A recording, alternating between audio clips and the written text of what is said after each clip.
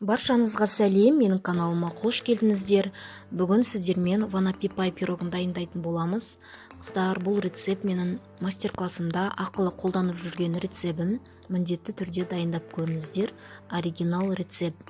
Және де өзі бір дәмі деген просто сөзбен айтып жеткізу мүмкін емес. Дайындалу жолы да өте тез. Осы рецептпен жасасаңыздар 100% шығатынына мен сенімдімін.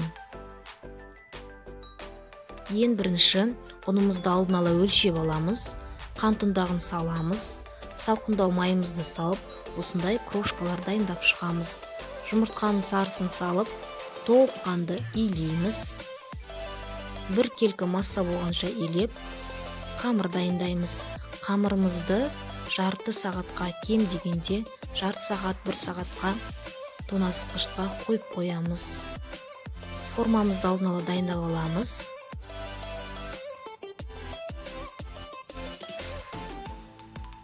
Қамырымызды тоңазытқыштан алып, аздап ұн себемізде жайып шығамыз.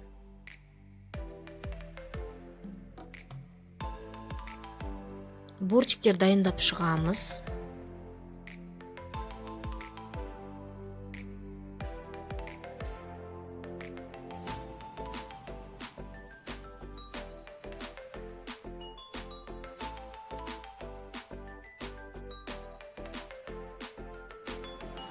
Оның көмегімен ғана жай аламыз. Осындай бортиктерді дайындап, формамызға саламыз.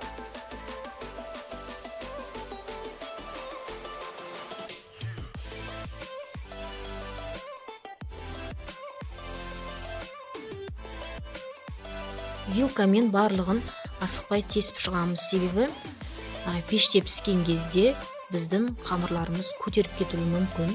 Сондықтан да вилкамен міндетті түрде тесіп шығу қажет.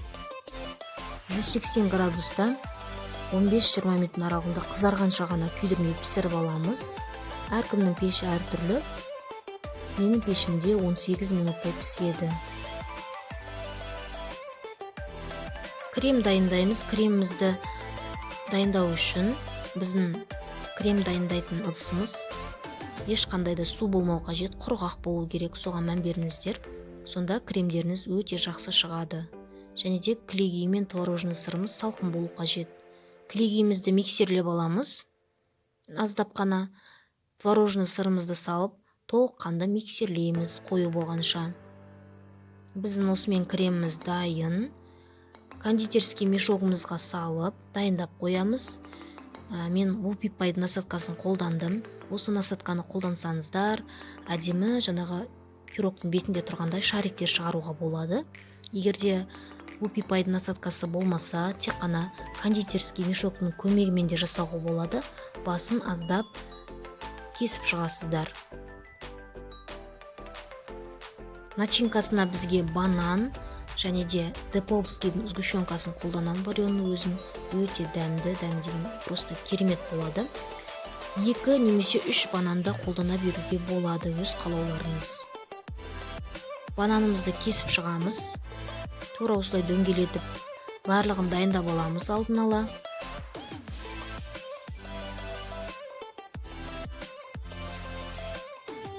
Барлығын тураймыз.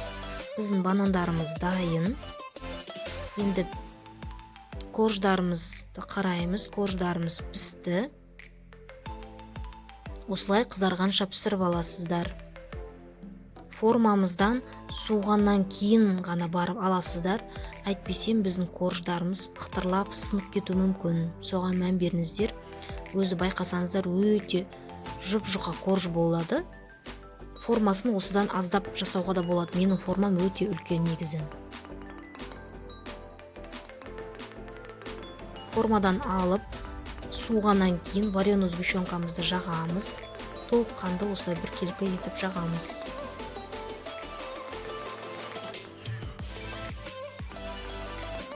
Бананымызды барлығын бір келкі етіп салып шығамыз.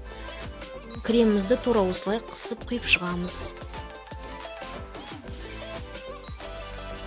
Мен сияқты әсемдесеңіздер болады. Мендегі жапырақтар бұл вафельный жапырақтар. Кондитерлік дүкендерде сатады. Бағасы да қатты қымбат емес. алып қойсаңыздар, торттарға, пирогтарға қолдануға болады. Осымен біздің ванапипай пирогымыз дайын. Қыздар, міндетті түрде дайындап көріңіздер. Егер де сұрақтарыңыз болатын болса, комментарийға жазыңыздар. Мен міндетті түрде жауап беремін. Менің инстаграм парақшамды қалдырамын. Тіркеліп қойыңыздар. Пирогымыздың дәмін көреміз. Қыздар, қарасаңыздар, өте көрінісі де өте әдем болып шықты. Дәмі керемет, қыздар. Өздеріңізге ұнайтынына мен 100% сеніммен айта аламын. Сіздермен бірге болған Айгерім ас болсын.